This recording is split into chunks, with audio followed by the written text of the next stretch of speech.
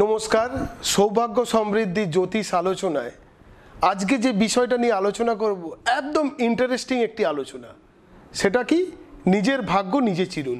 স্ক্রিনে দেয়া যে নাম্বারটি আছে এই নাম্বারটি আপনারা অবশ্যই মনে রাখবেন, 8334066311। এই নাম্বারে যে কোনো রকমের সমস্যার জন্য যদি সমাধানের পথ খুঁজতে চান অবশ্যই যোগাযোগ করুন। সৌভাগ্য সমৃদ্ধি আপনার পাশে আছে, আপনার সাথে আছে।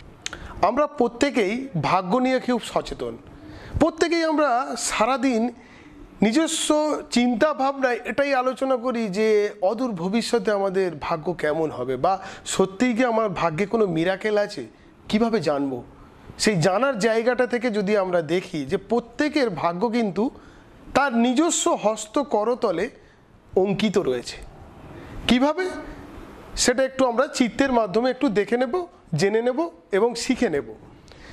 আমরা মণিবন্ত থেকে সোজাসুজি ওপরের দিকে অঙ্গুলির দিকে একটি রেখাকে দেখতে পাই। এই রেখাটিকে মূলত আমরা ভাগ্যরেখা বলি। এবার ঘটনাচক্রে দেখা যায় যে অনেকের হাতে দুটি ভাগ্যরেখা থাকতে পারে, প্যারালালি মণিবন্ত থেকে দুটি ভাগ্যরেখা থাকতে পারে। আবার এও হতে পারে যে একটি ভাগ্যরেখা মাঝখান থেকে দুটি ভাগে ভাগ হয়ে গেল। তাহলে বুঝে নিতে হবে তার ভাগ্যের বা তার কর্মসংস্থানের বা তার ইনকামের পথ কিন্তু দুদিকে হতে পারে। হয়তো এরকমও হয় যে সে কোনোভাবে সরকারি চাকরি করছে এবং তার পাশাপাশি সে বিজনেসও করছে, তার দুদিক থেকেই কিন্তু আয় উন্নতি হচ্ছে। তাহলে ভাগ্যরেখা কিন্তু বিভিন্ন রকম হতে পারে। এবার হচ্ছে ম্যাজিকটা কোথায়? আপনি কিভাবে বুঝবেন যে আপনার ভাগ্যরেখা কতটা ভালো, কতটা আপনাকে পজিটিভিটি দিতে পারে, কতটা আপনাকে লাক ফ্যাক্টর দিতে পারে, অন্যদের থেকে আপনার ভাগ্যরেখা কতটা ভালো কিভাবে বুঝবেন? এখানেই কিন্তু সুন্দর একটি রহস্য আছে। এই হস্তরেখার যে রহস্য, সেই রহস্যটাকে আমরা কিভাবে খুঁজবো, আমরা যে যার নিজের ভাগ্য কিভাবে চিনব। দেখুন এই চিত্রের মাধ্যমে যদি কোনোভাবে কোনো রেখা আমরা যদি দেখি যে সরাসরি শনির ক্ষেত্রে উঠে গেছে, তাহলে তার ডাইনামিক একটা ক্যারেক্টার থাকবে। সে ভালো কর্মফলের ওপর বিচার করে কিন্তু ভাগ্য জয় করে ফেলবে। এটা কিন্তু মূলত হবে। তো এছাড়া তারা বিভিন্ন ধরনের বিজনেস করতে পারে। সেখানে যদি শনির জায়গাটা একটু উচ্চস্থ হয় এবং ভাগ্যরেখায় যদি কোনো কাটিং না থাকে বা কাটাকুটি না থাকে, বা ভাগ্যরেখা যদি স্পষ্ট এবং স্বচ্ছ হয়, যদি কালো কোনো দাগ না থাকে, তাহলে স্বাভাবিকভাবে সে কিন্তু যে কোনো রকমের লোহা আকরিক কেন্দ্রিক ব্যবসা ভালো করতে পারবে। তাহলে শনি রিলেটেড যে কোনো কাজ সে কিন্তু খুব সহজেই ভালো করতে। এবার ধরুন ভাগ্যরেখা কোনোভাবে দেখা গেল বৃহস্পতির জায়গায় চলে গেছে, ভাগ্যরেখাটা কোনোভাবে বৃহস্পতির জায়গায় চলে গেছে, তাহলে এই জায়গায় ভাগ্যরেখাটা যদি সুন্দরভাবে স্মুথভাবে যদি বৃহস্পতির জায়গা পর্যন্ত চলে যায়, তাহলে কিন্তু সেখানে কিন্তু ভাগ্যরেখার কিন্তু একটা আলাদা ধরনের প্র্যাকটিক্যালি প্রভাব, ইনকামের জায়গা, সোর্স অফ ইনকামের জায়গা কিন্তু দারুণ হবে। এবং স্বাভাবিকভাবে যদি আমরা দেখি যে এই ভাগ্যরেখায় কোনোভাবে দুটো মিরাকেল হতে পারে। যদি আমরা এটাকে দেখি রবির ক্ষেত্রে চলে গেছে, রবির ক্ষেত্রে, এবং রবির ক্ষেত্রে যদি খুব সুন্দরভাবে আমরা স্মুথভাবে বা স্বচ্ছভাবে যদি আমরা রবির ক্ষেত্রে স্পষ্টভাবে দেখতে পাই, তাহলে কিন্তু সেখানে কিন্তু তুলনামূলকভাবে চাকরির ক্ষেত্রে বা যে কোনো ধরনের সরকারি বেসরকারি বা নামযশের ক্ষেত্রে সে কিন্তু অন্যদের থেকে অনেক অনেক বেশি অ্যাডভান্টেজ পাবে। এবার যদি আমরা বুধের ক্ষেত্রে দেখি, বুধের ক্ষেত্রে যদি ভাগ্যরেখা কোনোভাবে মুভ করে যায়, সেখানে কিন্তু বুধের ক্ষেত্রেও কিন্তু যে কোনো রকমের ব্যবসা খুব ভালো হবে। এই আয়ুরেখার হচ্ছে সাথে ভাগ্যরেখার একটা মিল আছে।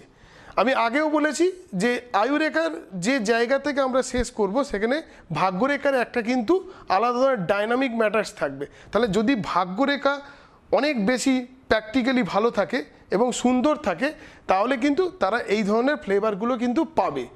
এবার আমরা দেখে নেব যে কাদের ভাগ্যরেখা কেমন। ভাগ্যরেখার বিভিন্ন ধরনের ভ্যারাইটি আছে এবং সেই জায়গাতেই কিন্তু পার্থক্যটা গড়ে দেয়। কীভাবে পার্থক্য গড়ে দেয়? ধরুন কারো ভাগ্যরেখা দেখা গেল যে সম্পূর্ণ নয়, এই ভাগ্যরেখাটা কোনোভাবে অসমাপ্ত, কিছুটা গিয়ে আর বেশিটা গেল না, তাহলে দেখা যাবে তার ভাগ্যের কোনো একটা জায়গায় একটা মুভমেন্টে চলছিল, সেখানে গিয়ে থেমে গেছে এবং তার অতিরিক্ত ইনকাম বা বিভিন্ন ধরনের ইকোনমিক্যাল জায়গা বা লাক ফ্যাক্টরের জায়গাটা কিন্তু তুলনামূলকভাবে বসে গেছে। বা এও হতে পারে ভাগ্যরেখাতে বিভিন্ন ধরনের কাটিং তৈরি হয়েছে, বিভিন্ন ধরনের কাটিং তৈরি, তার জীবনের বিভিন্ন বয়সে বিভিন্ন সময় কিন্তু সে বিভিন্নভাবে বিভিন্ন সমস্যার সম্মুখীন হবে এবং সে কিন্তু বেলাইনও হয়ে যেতে পারে। তাহলে সে যে ধরনের কর্মক্ষেত্রে এক্সপার্ট, সেই জায়গা থেকে সে সরে গিয়ে অন্য কর্মক্ষেত্র করলো, এই ধরনের কিন্তু সমস্যা তৈরি হতে পারে।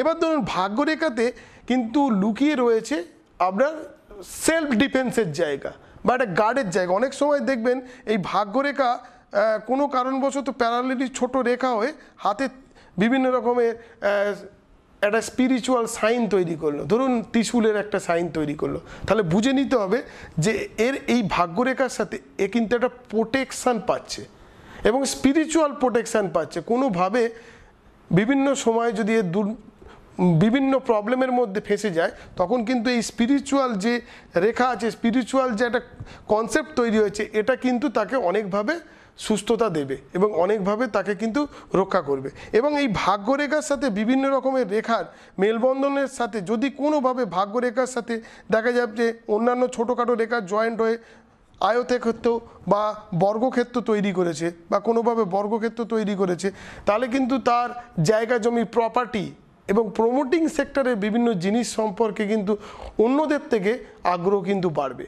তাই আয়ুরেখার সাথে কিন্তু ভাগ্যরেখার যে আমি ডিফারেন্সটা আগেই দেখিয়েছিলাম, এখানে ভাগ্যরেখা কিন্তু সমস্ত কিছুকে ছাপিয়ে গিয়ে আমরা হস্তকরতলের মাধ্যমে যেটা বুঝে নিতে পারবো যে আমাদের হাতের মধ্যেই লুকিয়ে রয়েছে ভাগ্যের চাবিকাঠি।